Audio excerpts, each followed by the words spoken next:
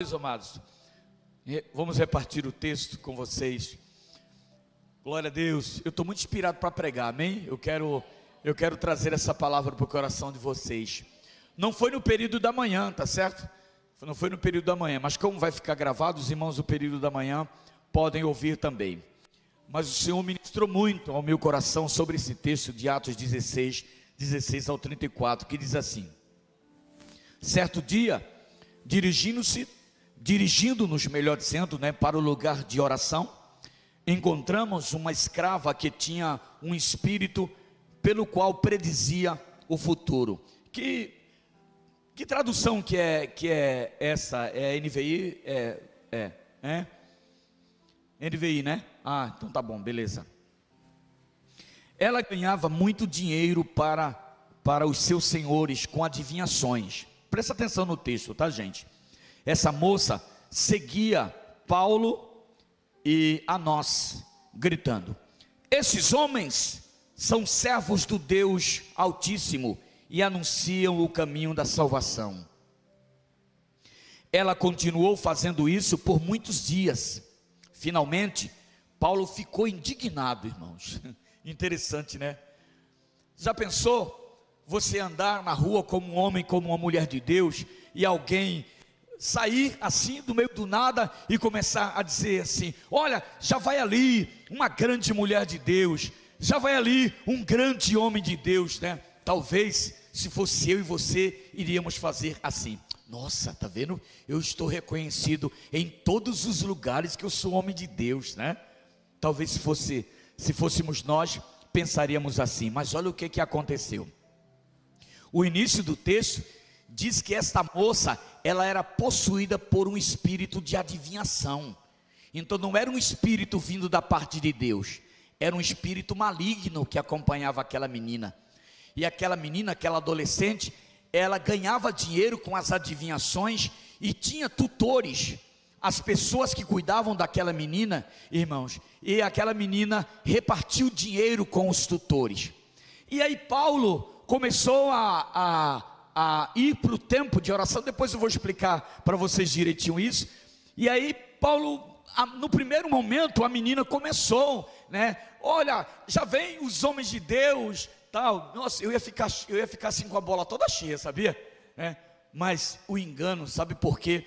Porque aquilo que o diabo estava dizendo era uma mentira, irmãos. Na realidade, queridos, o que vem da boca do diabo é uma mentira.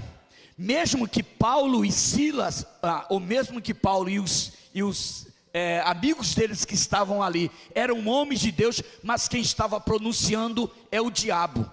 Então mesmo que o diabo diga verdades para você, presta atenção, porque o diabo gosta de fazer isso, de nos enganar com falsas verdades. Sabe por quê? Porque nós normalmente, como humanos que somos, a gente gosta de receber elogios, sim ou não? E aqui foi um elogio para quem Paulo e os seus amigos eram, homens de Deus. Mas aí Paulo percebeu, Paulo teve um discernimento de espírito, que aquela menina não estava possuída pelo Espírito de Deus, ou manifesta pelo Espírito de Deus. Aquela menina tinha um espírito de adivinhação. Então o texto diz: e ela continuou fazendo isso por muitos dias. Finalmente, Paulo ficou indignado, voltou-se e disse ao Espírito: em nome de Jesus Cristo, eu ordeno que saia dela. No mesmo instante, o Espírito a deixou. Percebendo que a sua esperança de lucro tinha acabado, os donos da escrava, os donos da menina, agarraram Paulo e Silas e os arrastaram para a praça principal diante das autoridades. Levando-os aos magistrados, disseram: esses homens são judeus e estão perturbando a nossa cidade, propagando costumes que nós, romanos, somos proibidos de aceitar ou praticar. A multidão juntou-se contra Paulo e Silas e os magistrados ordenaram que suas roupas fossem arrancadas e eles açoitados. Depois de serem severamente açoitados, foram lançados na prisão.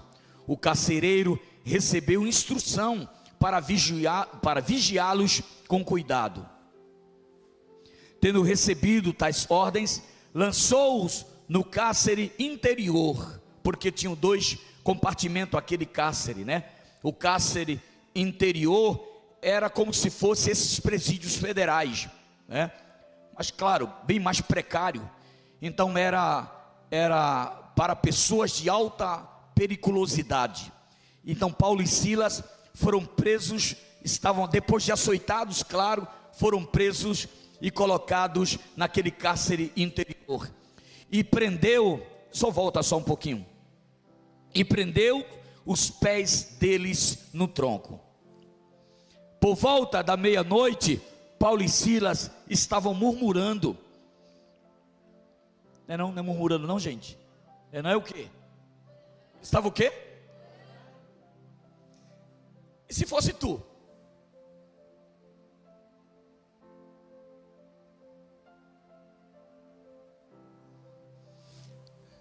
Nós queremos desistir por pouca coisa. Irmãos, a gente desiste muito fácil de Jesus. Me perdoe, mas eu nunca vi uma geração tão desistente de Deus.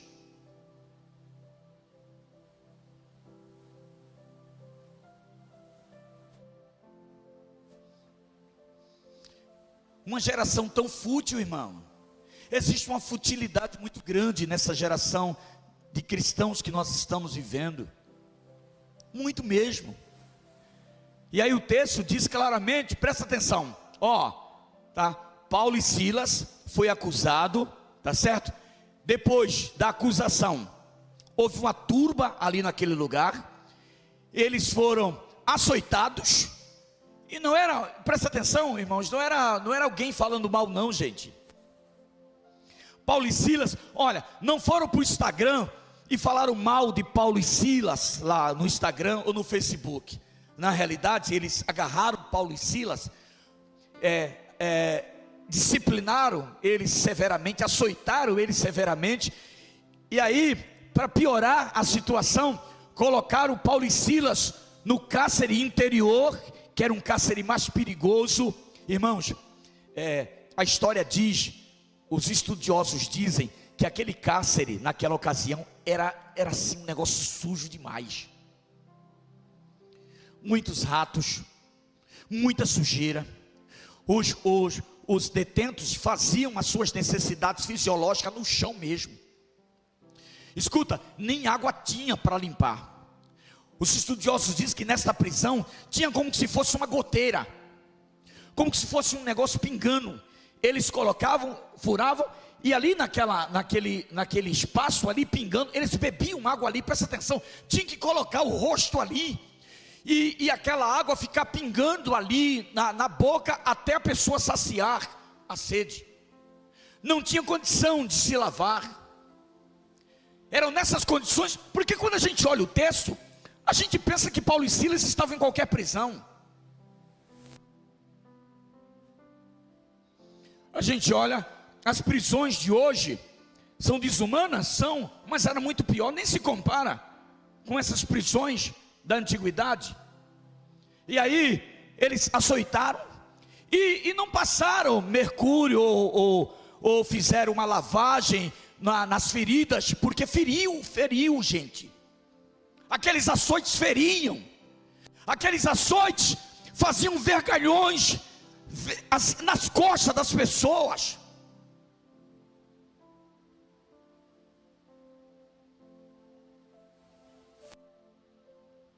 Talvez se fôssemos nós, eu e você, teríamos desistido. Não, eu prefiro negar Jesus. Não, eu não vou testemunhar. Mas Paulo e Silas, irmãos, eles sabiam da convicção de quem eles eram.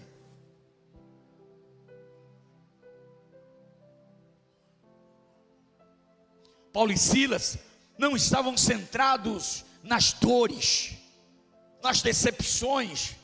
É por isso que você não consegue ir adiante, porque você foca em suas dores, você foca em suas decepções, você carrega peso de angústias dentro de você. Como é que você quer sobreviver uma vida cristã abundante, carregando esses tipos de dores?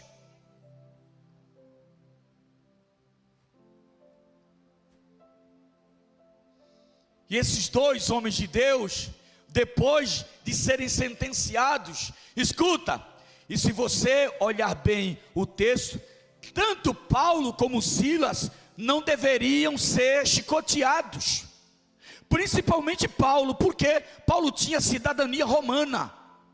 Depois ele faz essa reivindicação.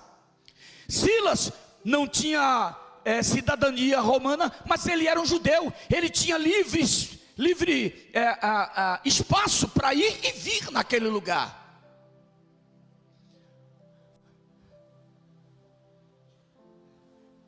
E aí, depois, escuta, então depois de serem açoitados, depois de estarem, irmãos, eu nem consigo me imaginar lá, porque eu já teria falado assim: olha Deus, para que o Senhor me chamou para ser pastor? Para que o Senhor me chamou para fazer as coisas? Afinal de contas, me disseram da igreja, e quando eu aceitasse Jesus, as coisas iam fluir na minha vida. Afinal de contas, falaram para mim, sabe o que, Deus? Falaram que se eu entregasse a minha vida ao Senhor, eu viveria uma vida de bonança, e eu acredito nisso.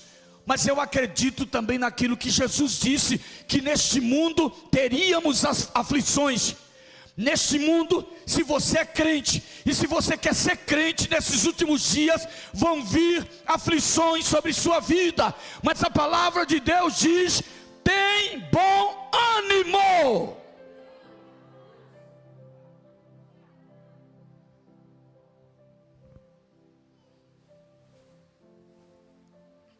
Então colocaram Paulo e Silas na prisão interior. E se você olhar o texto, diz assim, olha, volta somente no versículo 24, por favor.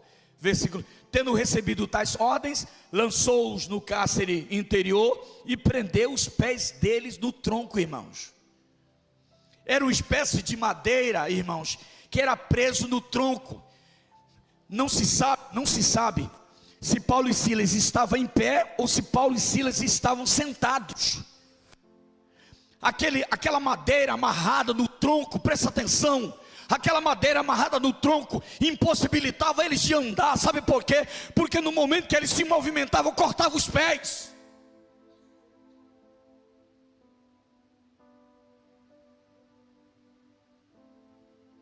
Não tem vida cristã fácil. Você não foi chamado para um parque de diversão, você foi chamado para um dia intenso de luta em sua vida, na garantia de que Jesus é superior a tudo isso.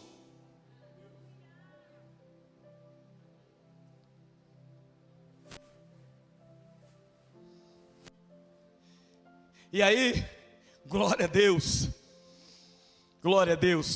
por volta da meia-noite, Paulo e Silas estavam fazendo o quê? Orando e cantando. Irmãos, a gente passa uma tribulação de nada assim, a gente não quer nem cantar na igreja, fica assim, ó. Eu não. Porque se você veio para um espaço como esse é um ambiente profético. Então desate sua vida espiritual e se prepare para o que Deus quer fazer. Porque senão você pode ir para as 7 igrejas do Apocalipse, nenhuma igreja vai servir para você. Porque não tem igreja que se aplique a seu bel prazer. Na realidade, o que Deus quer de sua vida é fidelidade, ao ponto de trabalhar profundamente na sua vida, para que você seja a pessoa que Deus sonhou para você ser. Porque essa vida, eu te garanto, que essa vida duvidosa, cheia de angústia, de dor, de mágoas, de ressentimento, não é o melhor de Deus para você. Você pode aplaudir o Senhor? Me ajuda aí, irmão. Glória a Deus. Essa é uma boa palavra, sim ou não? Essa é uma boa palavra. É uma boa palavra para nos libertar. Eu não estou dizendo que tem dias na minha vida que eu assim levanto, como dizia meu velho pai, com a baguia virada para trás, como diz os pernambucanos. Tem dia que a gente levanta mal, sim ou não? Porque tem dia, escuta, a Bíblia diz que tem dias mal. Agora pode ter um dia, você pode se levantar mal, mas não é obrigação sua viver um dia mal, porque Deus tem reservado o melhor dia para você. Uau! Você pode ter recebido uma má notícia. Você pode ter recebido uma notícia que não é legal, uma notícia que não é boa, uma notícia que te deixou lá embaixo. Pode mesmo. Mas você tem um Deus. Amém? Você tem um Deus. Você tem um Deus. Olhe para esse irmão e diga: irmão, você tem um Deus. Diga, não é um Deus qualquer. Diga, é o Deus.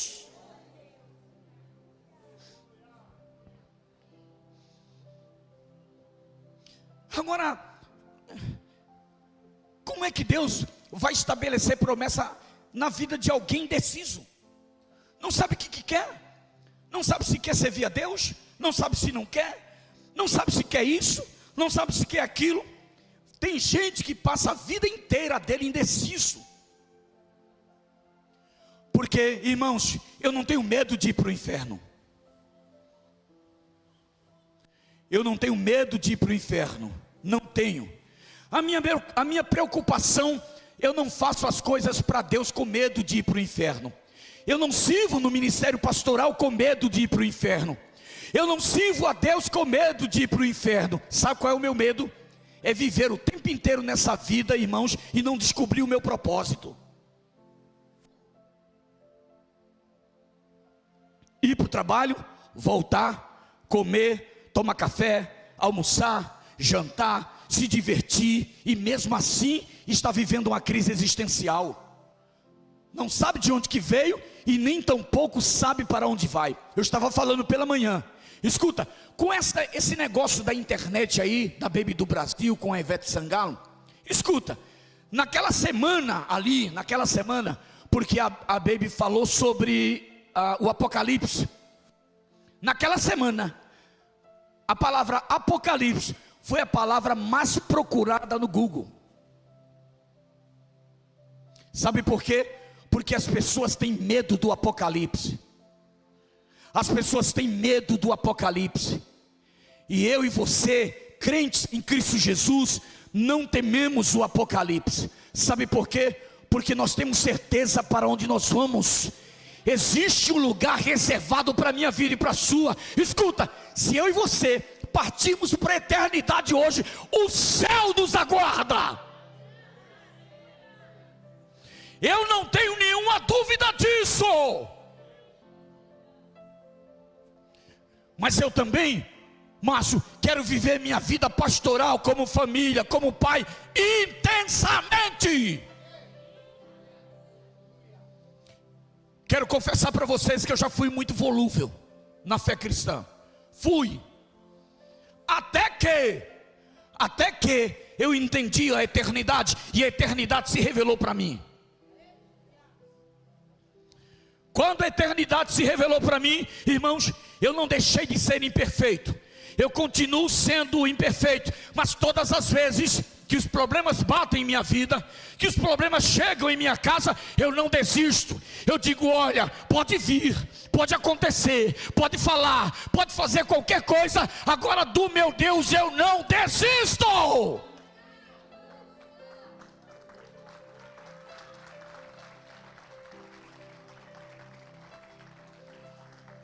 Por quê? Porque se eu desistir do projeto de Deus em minha vida, isso, irmãos, atinge toda uma geração. E eu vou lhe explicar por quê. Hoje você está me ouvindo, mas lá atrás eu era um improvável. Lá atrás eu era o improvável, que muita gente desacreditou, e que algumas pessoas acreditaram, e que Deus principalmente acreditou. Então a minha vida improvável, a partir do momento que eu conheci profundamente Jesus no meu coração, e entendi o projeto dele em minha vida, entendi o que ele tinha para mim, irmãos, nunca mais eu arredei o pé da presença do Senhor. Bispo, o senhor está dizendo que nunca mais pecou? Não, eu não estou dizendo isso. Eu estou dizendo que nunca mais saí da presença de Deus. Porque não é o pecado que te tira da presença de Deus, é tua decisão de sair da presença de Deus que te leva para longe. Aleluia. Então sabe o que Paulo e Silas fez? Volta, menino, já, por favor.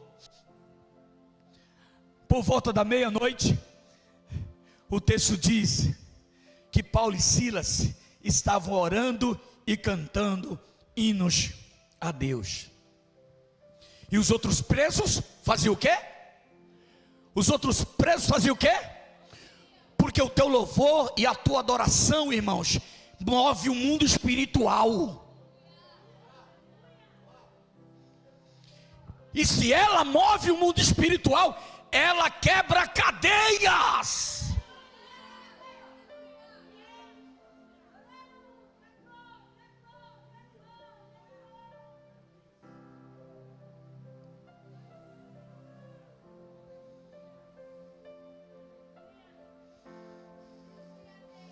Nós não sabemos, a gente não sabe que tipo de adoração que ele fez, que tipo de música que eles entoaram. Nós não sabemos, queridos.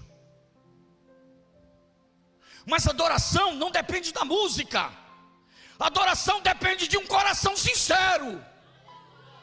Se você tem um coração sincero e começar a adorar, mesmo com sua voz de taquara rachada, Deus move o mundo espiritual.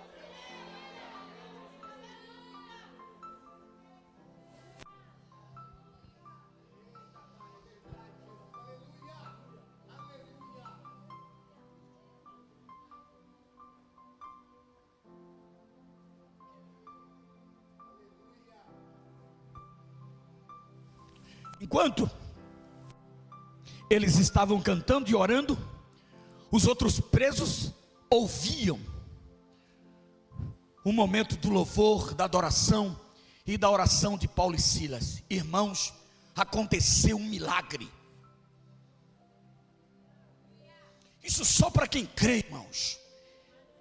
A fé é o firme fundamento das coisas que se esperam e provas daquelas que não se podem ver. Irmãos, o mundo espiritual é mais claro do que nós imaginamos.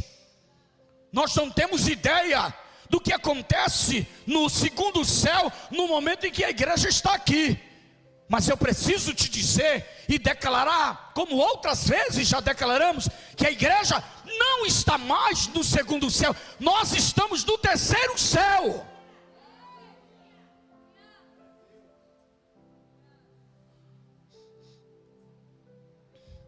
E como Paulo sabia disso? Ele sabia claramente disso. Paulo disse como, irmãos? O que Paulo disse? Que nós estamos assentados com Cristo nas regiões? Nas regiões é que você e eu não descobrimos esse potencial que temos. Você está nesse mundo, mas você não é deste mundo. Você vive aqui, mas você não é daqui. Você mora aqui, mas o seu lugar não é esse. Porque o seu lugar é em Cristo. É em Cristo. É em Cristo. Aleluia.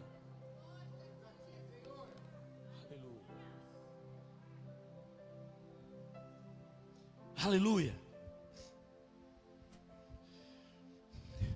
Então você viu que dependendo do lugar que você está, é por isso que muitos cristãos não vencem. Por quê? Porque o lugar dele é o lugar de batalha. Escuta, irmãos, nós temos o primeiro céu, que é o céu do firmamento, que é este céu que a gente vê. Claro que eu estou vendo o forro aqui agora. que é este céu que a gente vê, certo? É céu que a gente vê. Mas nós temos o segundo céu, que são os céus das batalhas. O céu que Daniel viu, quando Daniel estava orando, irmãos, diz o texto, as Sagradas Escrituras, e quando ele estava orando e consagrando, ele esperava uma resposta de Deus, e saía uma resposta de Deus no terceiro céu, mas quando chegava no segundo céu, era impedido. Por quê? Porque tinha um anjo maior, tinha uma hierarquia maior, diabólica no segundo céu, que impedia aquele anjo de trazer a resposta para Daniel. Então, o segundo céu é céu de batalha. Por isso que você não sai da prova, porque você só vive em batalha.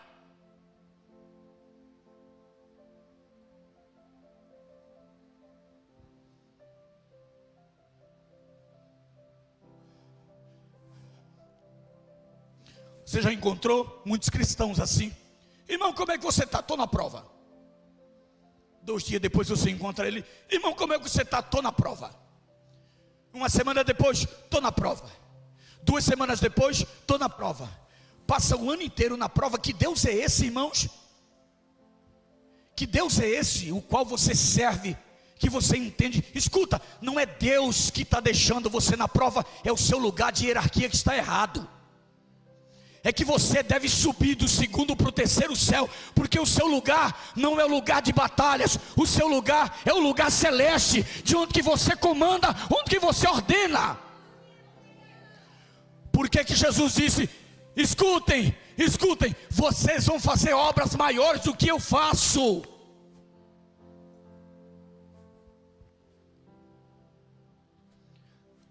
Se estivermos em Cristo, nas regiões celestes, irmãos, nunca mais seremos escravos do diabo, nunca mais seremos escravos dos prazeres, nunca mais seremos escravos da mentira, nunca mais seremos escravos das luxúrias, nunca mais, porque quem anda no terceiro céu nunca mais desce para o segundo.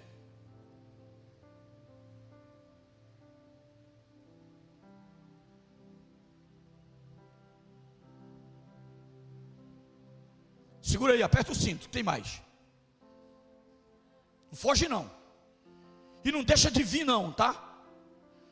Porque esse é o lugar que Deus colocou para você, meu irmão, minha irmã. Esse é o lugar que Deus está trilhando para dar destino para a sua vida, para colocar em ordem, irmãos, a sua vida, para te fazer impulsionar e alcançar o objetivo que Deus já preparou. Erga as mãos, bem forte, bem alto. Quero liberar. Vamos subir para o terceiro céu. Quantos querem? Quantos querem? Aleluia.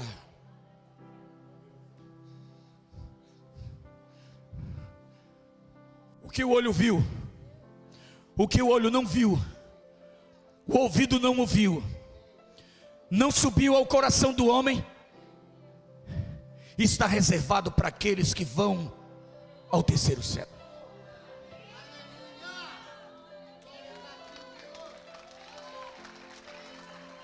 Não, faz melhor, me ajuda aí, faz melhor.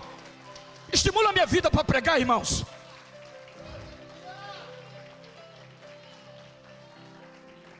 Aleluia. Então, quem era que estava ouvindo? Os presos. Olha para o irmão que está do seu lado e diga: em sua volta vai ter sempre pessoas aprisionadas.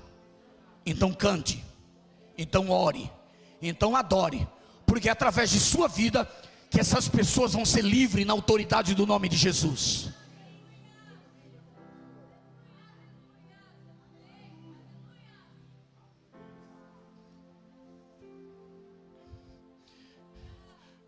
E aí, quando parecia que estava tudo normal, quem aparece? Deus. Porque Ele é o Deus do de repente. E aí, louvor, adoração, presos ouvindo, e de repente, houve o quê? Um terremoto. Foi um terremoto qualquer? Não, foi um terremoto o quê? Violento. Porque a responsabilidade de adorar e de estar no terceiro céu, irmãos, no céu lá, celeste em Deus, é nossa. Mas a responsabilidade de operar os milagres que tenham necessidade para a sua vida é de Deus.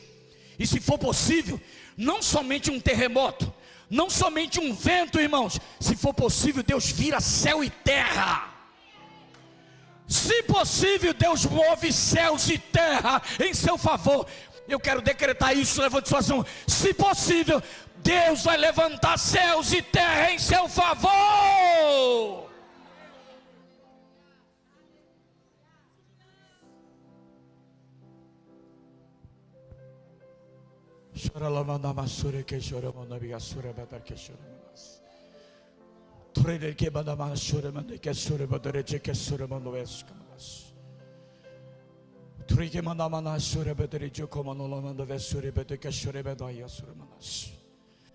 Oh, aleluia, aleluia. Não tem alicerce, irmãos. Não tem ninguém que subsista ao terremoto de Deus. Deus vai aparecer. Olhe para o irmão e diga: Deus vai aparecer. Diga: Deus vai aparecer. Assim bem firme, diga: Deus vai aparecer. E aqui, meus irmãos, diz que um terremoto violento, irmãos, aleluia, a prisão se abalou, aleluia, os alicerces da prisão foram abalados. É isso mesmo. Eu quero trazer uma palavra de profecia para a sua vida. Escute, irmãos, por esses 15 dias Deus vai abalar você. O alicerce vai tremer.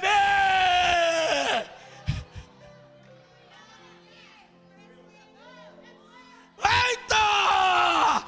O alicerce vai tremer. Deus vai abalar.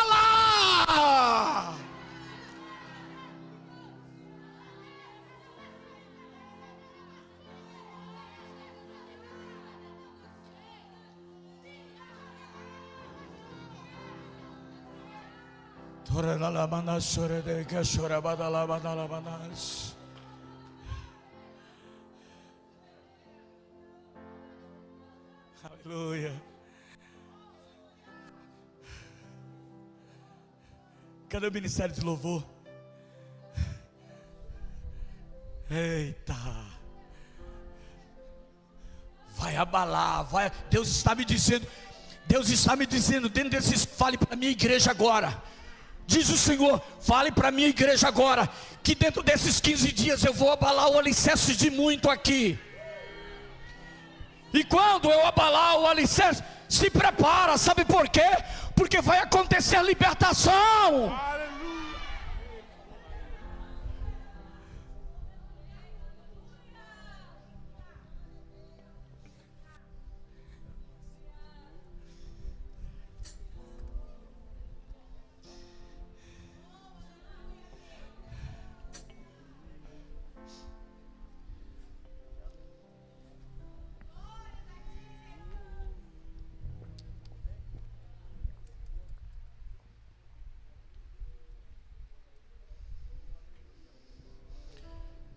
Irmão, chegou a hora de você se firmar em Deus. Como é que Deus vai abalar a estrutura da sua vida se você não está alicerçado?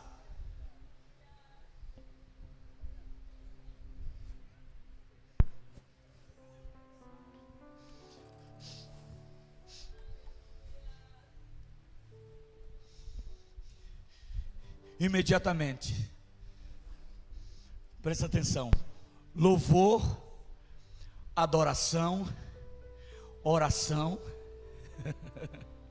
aleluia, glória a Deus.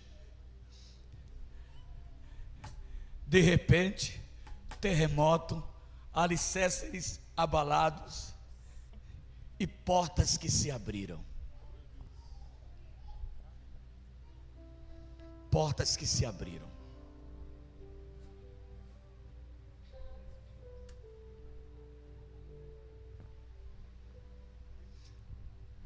Deus vai abrir porta. Você recebe isso? Isso. Abra as mãos assim, bem, sabe? Aleluia. Deus vai abrir portas. Fique de pé, por favor. Agora antes, preste atenção. Aí o que aconteceu?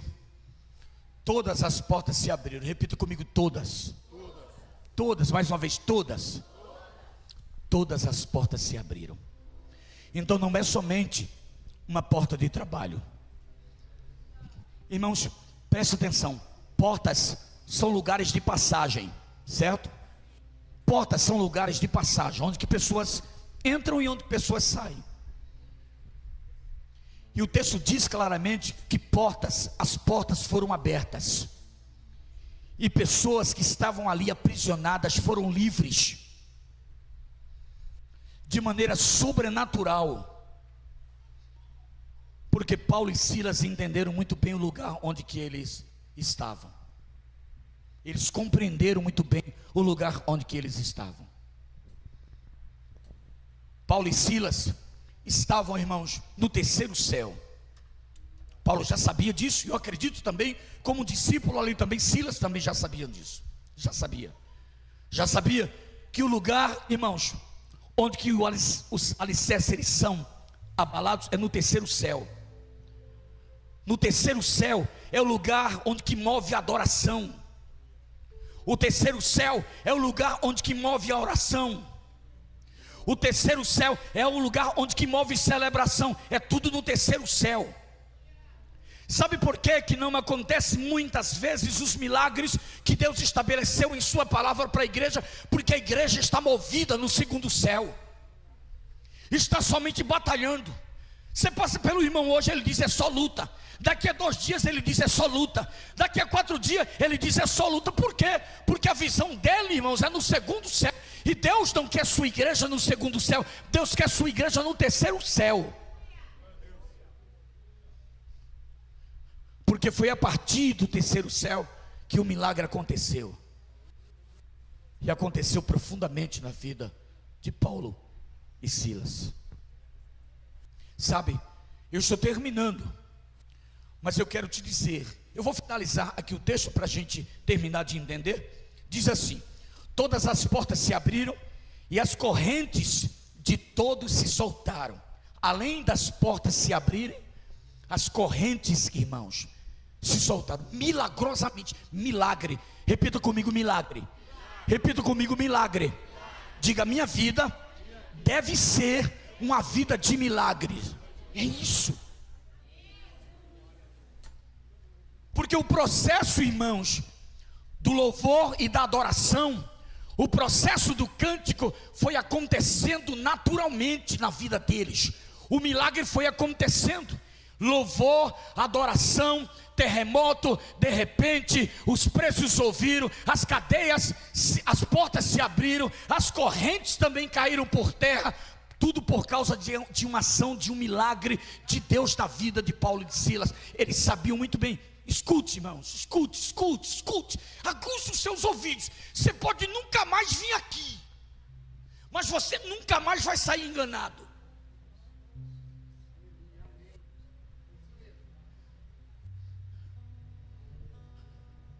Eu te garanto que se você se permitir andar e viver no terceiro céu, sua vida vai mudar radicalmente. Pode se preparar. Bispo, mas como é isso, bispo? Como é que eu faço para estar no terceiro céu? Escuta, você está, é que você não sabe. Porque você está tão focado em suas lutas, em suas dores, que não vê o ambiente que Jesus está. O próprio Paulo disse, ele declarou, ele falou assim: nós estamos assentados com Cristo. Repita comigo, assentados. Não é de pé, diga assentados. Escuta, irmãos, com Cristo é privilégio se sentar, porque Cristo é o Rei dos Reis e Senhor dos Senhores. E se estamos, melhor dizendo, assentados com Ele, temos o privilégio de governar. Uau!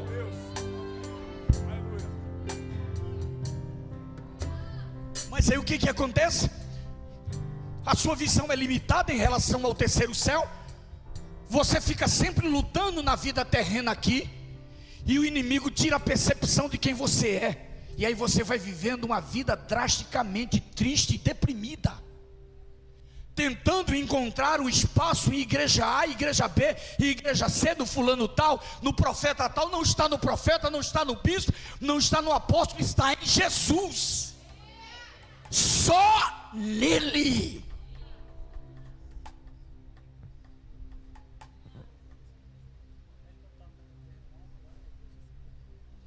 O carcereiro acordou e, vendo abertas as portas da prisão, desembainhou a espada para se matar, porque pensava que os presos tivessem fugido.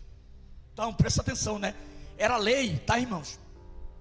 O carcereiro, ele era responsável por aqueles presos. Se algum preso fugisse, ele teria que tirar a própria vida, porque ele era responsável. Quando ele viu, irmãos, as cadeias se abrindo, as portas se abrindo das cadeias, as correntes, ele disse: pronto, estou frito. E aí ele, quando viu isso, desembainhou a sua própria espada, e quando ia se suicidar, Paulo disse: pare. Aleluia. Paulo fez o quê? Gritou: para! Não faça isso, estamos todos aqui. O carcereiro pediu o quê? Luz.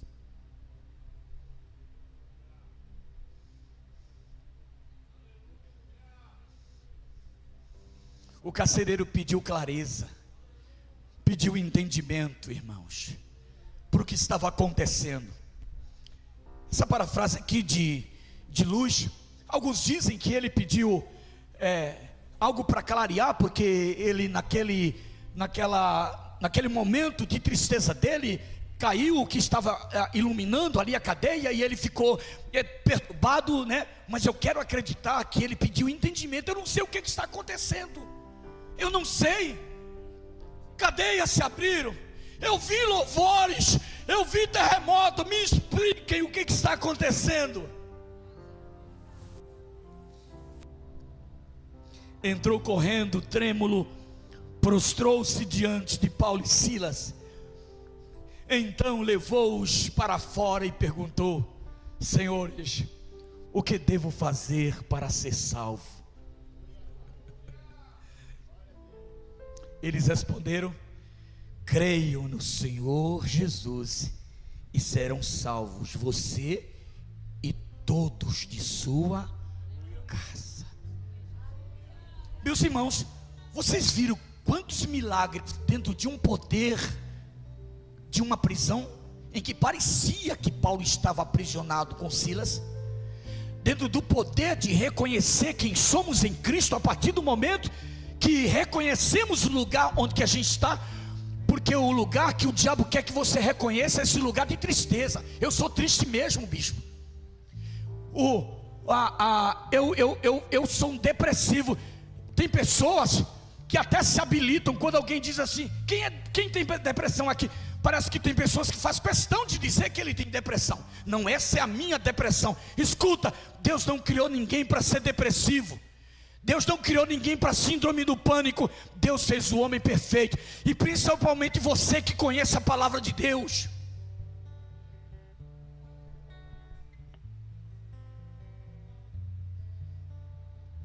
Mais uma vez, não estou negando os cuidados dos profissionais, mas o que eu estou dizendo é que gente que fica à mercê, irmãos, tantos anos com psicólogo e com psiquiatra, e tomando medicação e tal, e não sabe o lugar onde que estão. Deus pode curar você. Se a Organização Mundial da Saúde diz que a depressão é uma doença, Jesus pode curar a sua depressão.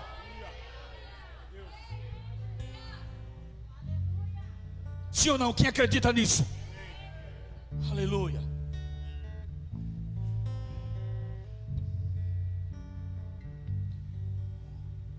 Para finalizar, O milagre do carcereiro foi demais.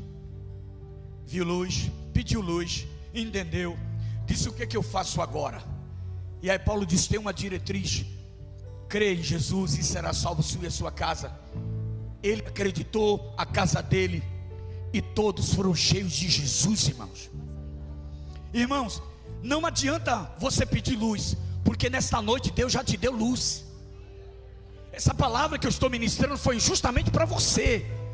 Escute, essa palavra eu não ministrei de manhã, porque Deus sabia que você vinha nesta noite e preparou essa palavra para você.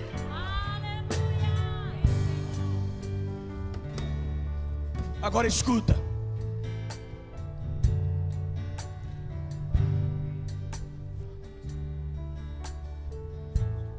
Você precisa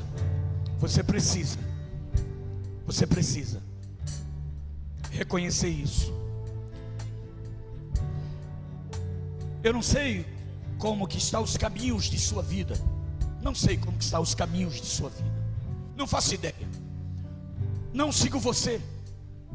Não sei de suas paradas do dia a dia. Não sei de seus pensamentos, de suas ideias.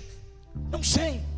Não conheço profundamente você como o meu Deus conhece. Mas é justamente isso. O meu Deus conhece você profundamente. E o meu Deus está te trazendo clareza hoje, para esse tempo, irmãos, de entender quem você é em Cristo. Eu quero encerrar nessa noite convidando você que está aqui nesse lugar e que está confuso mentalmente. Talvez, não sei, existem algumas perturbações dentro de você. Eu vou trocar perturbações por inquietações. Talvez inquietações que existem dentro de você. Talvez as convicções da palavra de Deus foram perdidas.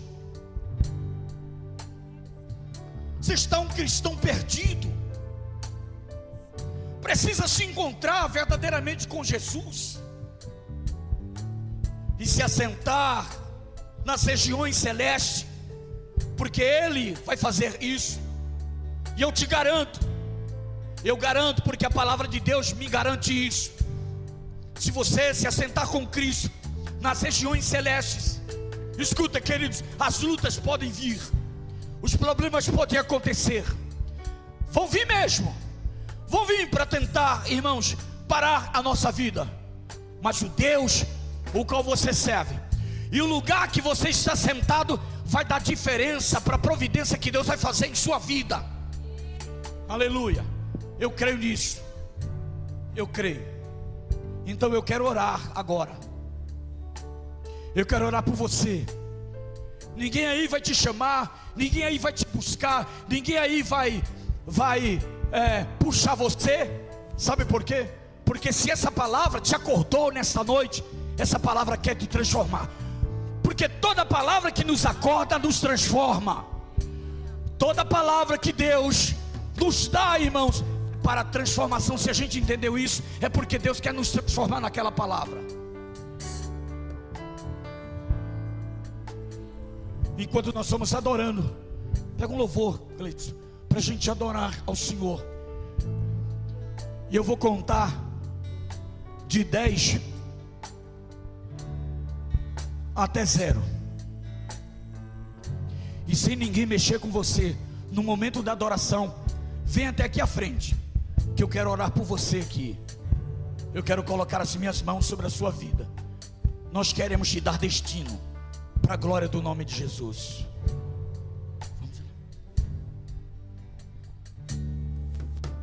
Seja qual for o teu problema, amigo, pode vir. Fica aqui bem pertinho de mim no púlpito, aqui bem na frente. Porque toda vez que o louvor alcança o trono do Senhor, isso, pode vir. Um terremoto vem anunciar.